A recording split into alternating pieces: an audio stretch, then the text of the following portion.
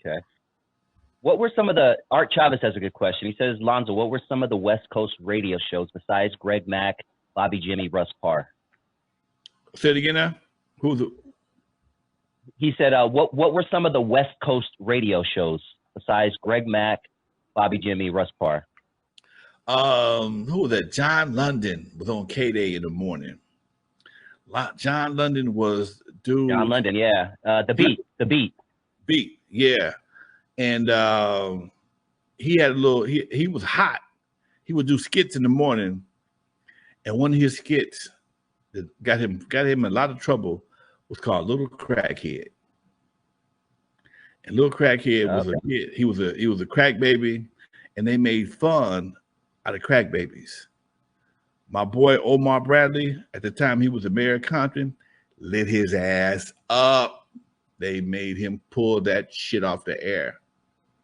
Okay. There was another dude. John London was white, for anyone who doesn't know. White. That was a big problem right there.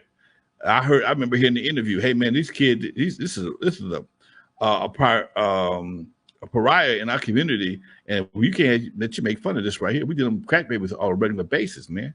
And he stood up, and homeboy had to pull that shit. Hey, no more. Another guy that was pretty popular that fooled a lot of people was a guy named Theo. Theo had this. Theo, that was my dude. That was my guy, man. I used to love listening to Theo. Everybody thought he was black until we saw him in a magazine one day. He was like, "What the? This is an Asian?" Yeah, Jackie Chan, shit. Oh, that broke a lot of hearts, man. Well, it broke a lot of hearts and created a lot of curiosity, man. Because I know one of my girls' partners at the time, and she came like, "Girl, did you see Theo?" She said, "No, it's Theo from the radio." Oh yeah, I love me some Theo. Theo is Asian, huh? Yeah, he fooled a lot of people. Then they had the Baker Boys. They were on Power 106 for a long time. The Baker Boys, they was hot. They was hot as fish grease. It was a lot of good. Back then, you had to have some talent to be on the radio in LA. You had Julio G. He rocked with. You had that personality, right, Lonzo? Yeah. He had that personality. Julio G rocked with KDAY for a while. Like I said, Bobby Jimmy was a funny dude. He just retired. Eazy had his own radio show. Did Eazy? Yeah, he had his own radio show for a while. He was on there. Did Eazy ever tell you about his radio show? Yeah. I mean, he was at one point. Greg Mack was trying to get Eazy to buy KDAY when KDAY was about to go off the air. That was a sad day in LA, man. Ooh, it was a sad day. It was a sad day in LA because people have been talking about this and we thought they was bullshitting. Okay. Just like I was telling me, just like last week when we were talking about going to KDAY up the hill, because KDAY had two stations. They had two locations. They had an office on Crenshaw that was like a sales office, but the actual station was up on the hill off of Alvarado, off of Sunset, and the antenna, everything was right there. And we spent a lot of time in that radio station, and we damn near helped build it. I went there every day, dropping off mixes every day, literally. I should have brought him on the phone. Hold on, I'm gonna call his ass right back. Hold on, that was unknown. He calling me for something. Hold on. Oh, cool. Reminding that he's live. Hit that like button, everybody. Got about 10 more minutes. About to give Unknown DJ a call. If you don't know Unknown DJ's history, check out Unknown DJ, man. He is one of those dudes who he was right there with Lonzo, man. Right there with Lonzo at the beginning. Yo, Doc. Leave your message. Oh, that's why his ass is unknown. He just called me. 404. Oh, he called me back. Hold on there. Hello? Hello? Get on the phone, man. What? I got Yipper on the phone. Yipper in the crew when we did that little job up on Tucker and Crenshaw when dude tried to fuck up out of the place. First of all, you're live with Lonzo on the N.W.A. show. I'm glad to have you on the show. That's why I was calling your ass back. What up, Unknown? I know he trying to get me to go back to the Twilight Zone. What's the question again now? What was his question? This question on the air. Was Yella at the club with us? Was he with us when we did what? I told him I wasn't. I told him I No. I don't think he was. What club you talking about? You talking about doing the No. This question cannot be answered on air, my boy. What club we talking about?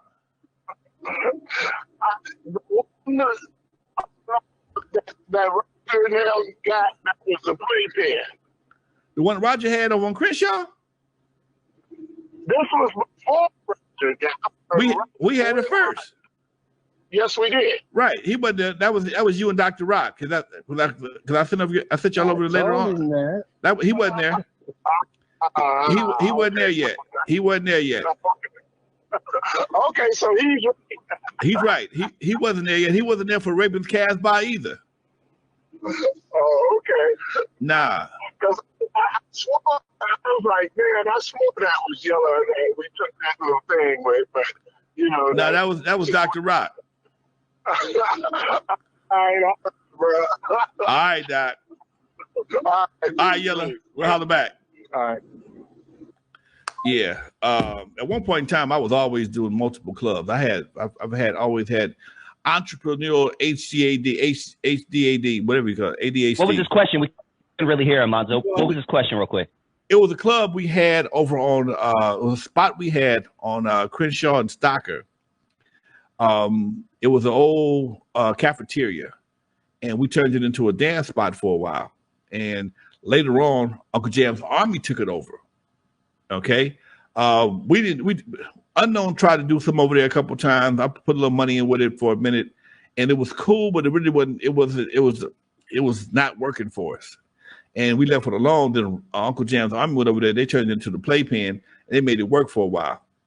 But it was all underground, all illegal, and we were just trying to spread ourselves over to the other side of town.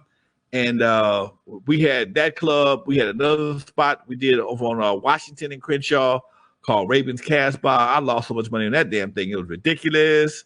It didn't work. It didn't work. But yeah. Yella came in about the third year of Eve After Dark. We were still experimenting a lot of different things at that time. We was doing a lot of experimenting, trying, because we were still doing outside gigs. I was doing the Queen Mary. I was doing Biltmore Hotel. I do the convention center. I do all kind of stuff to bring people back to Eve After Dark, because we the only ones got after hours, baby. We the only ones closed at 5 o'clock in the morning. So I would do that. I'd give another outside dance, bring everybody back to the Eve, and charge them again. We was killing it. Damn, dude. Yeah, Unknown. It sounds like you had a really fun time, man. Dude, it was great being a boss back in the 80s, man. It was great. It was great being a baller back in the 80s. It just, because once you understood the game and you carried yourself in a certain way, people wanted you to come to do events and they shit. And because I had an established venue, people knew, oh, you do that? Oh, come on, man, try some over here. And people just let me try stuff. That's how I got to do those. When I got ready to leave Eve After Dark, because I had do those, old man wouldn't give it to nobody else. He never gave it to nobody else but me. And the blues guys and me were the only ones that ran do those. I was the only one he would let do teen dances over there. Somebody got killed before I went over there. And because I had Eve as a reference, I was able to do all kind of shit, with the Queen, like I said, the Queen Mary, Alpine Village, Convention Center. I did a whole lot of stuff outside of Eve After Dark just to bring the after party back to Eve After Dark.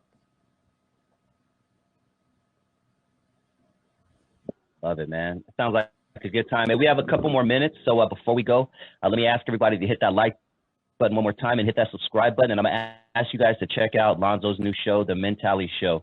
Tell everybody a little bit about The Mentality Show again, and when and where they can find it. Mentality Show will be here. We might be off tomorrow. I might have to go out of town, or I have to make a run tomorrow. I might not be back in time to do it. But we on every Wednesday at 6 o'clock, just like the same time here with me and Dusty do our show.